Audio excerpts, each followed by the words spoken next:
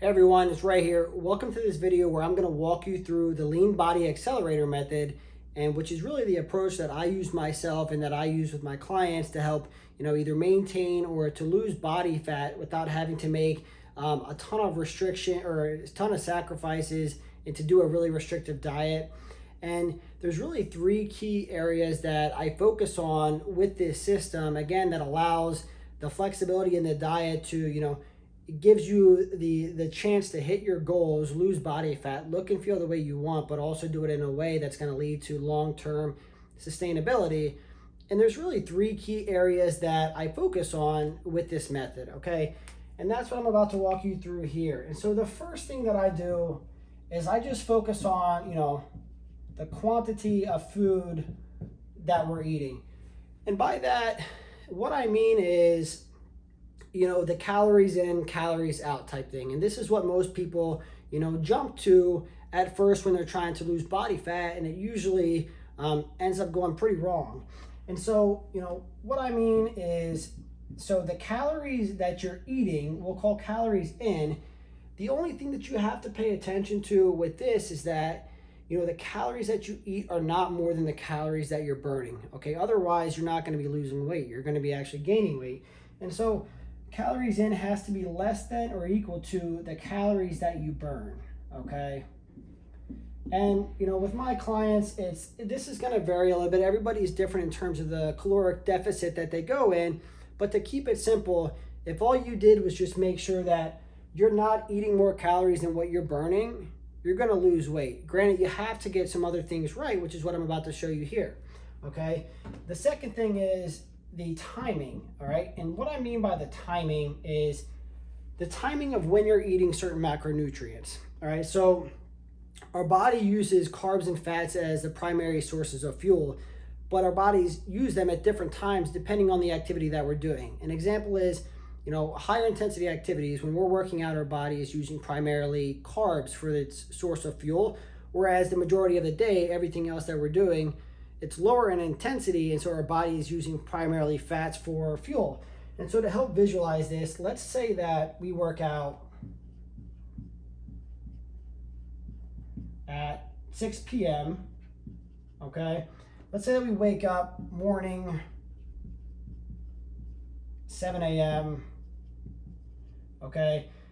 Let's say that, wake up, we have breakfast, be for breakfast, we're gonna have lunch, whatever, around noon, and then we're gonna, let's say we're gonna have a snack here. We'll call it a snack 1 before we work out, and then after we work out, we're gonna have dinner, and then maybe we'll have a snack 2 before we go to bed. All right. And so to keep it simple, let's say that we've determined we need 100 grams of carbs for the day. All right. Again, it's pretty low, but just to help visualize, make it simple, we need to have, our macro in carbs for the day is 100 grams, okay? And so what most people are gonna do is either not have any carbs here or eat a bunch of carbs here, and it's probably gonna be the wrong carbs, or what they'll do is kind of just spread the carbs out evenly throughout the day, and not really taking into consideration when our body is using those carbs and how our body is using it. And so going back to what I talked about, a minute ago, we have to structure our carbs around the times that we're working out, because that is when our body is using carbs as its source of fuel primarily. And so we need to structure the carbs really around this time, okay? So let's say I have 100 grams of carbs that I need to eat in a day. Well, for dinner, I'm gonna have 40 to 45% of it. Let's just say I'm gonna have 40 grams of carbs, okay? 40 grams, after dinner, I'm gonna have 30.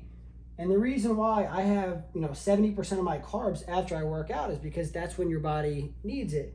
Okay, so then you have 30 grams of carbs to break up and distribute from before the time you work out and then earlier in the day. And so what I would suggest is, you wanna have probably 20 grams here, 15 to 20 as your pre-workout snack to give you a little bit of energy. And not that if you don't have carbs here, you won't have energy. You will have energy, but just to be efficient with it. So that leaves us with basically 10 carbs in between breakfast and lunch divided up. It really doesn't matter how you split up the last 30 grams of carbs. it really matters that you're getting a majority of your carbs later in the day around the time that, you know, you're working out, because that's when your body's going to use it. And so the where you get your energy for breakfast, lunch, and earlier in the day is primarily through fats and protein. Fats because that's what your body is using at that time. You're not really working out, you're doing nothing too strenuous, and so our bodies want to use fats for energy. And really, when it comes to, you know, making our metabolism efficient, we need to shift. We need to make our body a fat burning machine and really get it good at utilizing fat for energy rather than breaking down muscle or you know, blood sugar and all that kind of stuff. So the third thing that I focus on after I do the quantity and the timing is the quality of foods. And what I mean by this is, you know, everybody, and the more food intolerances or food sensitivities that you have, the more specific you have to get with the quality of food that you're eating. But really what I'm talking about in terms of the quality of food, it's really how your macronutrients are structured, okay? And so to kind of keep it simple, let's say that we have different metabolic types, you know, just like you and I look different on the outside, our insides are just as different, and therefore the way that we respond and process different foods is different. And so, you know, let's say that you have somebody with a metabolic type 1, all right? Let's just call it that. And they do best with protein and fat, 70%. So 70% of their calories are coming from protein and fats.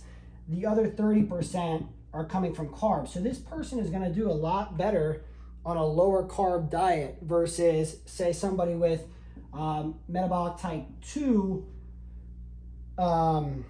metabolism. So it's going to be kind of the opposite. Protein and fat now are going to be, let's say, 40%, and then carbs are going to be 60%, okay?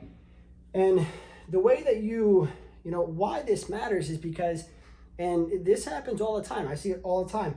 If I give somebody, you know, a low carb diet and I have 30% of their total calories coming from carbs, you know, a lot of times, I mean, there's a good chance that that person is not going to respond well to that, whether it's, you know, they don't have any energy, or, you know, they feel bloated, or they just can't lose weight despite, you know, what we do in terms of the numbers of carbs and fats and proteins that they're getting. If the proportion of where they're getting their, you know, energy from is off, it's not meant for their body. They're not going to respond to it no matter what we do. It's really, we're working a lot harder than what we need to be. So it comes down to figuring out what proportion or percentages that your body does better with in terms of the macronutrients. And so, you know, somebody who responds like that on a low carb diet, I guarantee you shift them over here to a higher carb diet, lower that protein and fat, they're going to respond so much better. All right. And so really that's what I'm talking about in terms of the quality of foods that we're eating. And again, you can get more specific in terms of like the different types of proteins that you're eating, and different types of carbs and all that based on, you know, just different things, different systems in our body, but it's a lot more complicated than what I want to make things right now. But that's really the 3 key areas that I focus on: the quantity, timing, and quality when it comes to dialing in on nutrition. And just to kind of point it out there, you know, most people are going to go right to this thing when they try to lose weight. You know, they're going to try it, they're going to drop their calories, not lose weight. So what ends up happening is they take this right here, drop it down even further. Their body starts clinging onto that fat because it thinks that they're trying to kill them. And so they don't lose any weight because their body is saying, no, we're not letting go of this, right? So, and you end up working a lot harder than what you need to when you just focus on the calories, right? You need to make sure you're getting the timing down and the quality of foods, and really the correct percentages of macronutrients. That's what's going to allow you to really dial in on that nutrition and allow you to lose body fat, get leaner, look and feel the way you want, but do it in a way that you're not having to make all these huge sacrifices or go on a really restrictive diet. And because we all know none of that stuff is sustainable. So it's, you know, focusing on the timing and the quality of the foods allows you to hit your goals, but also do it in a way that you can sustain and maintain long term. So I hope that was helpful, guys. If you guys have any questions, you can drop them down here in the comments, and I will talk to you guys later.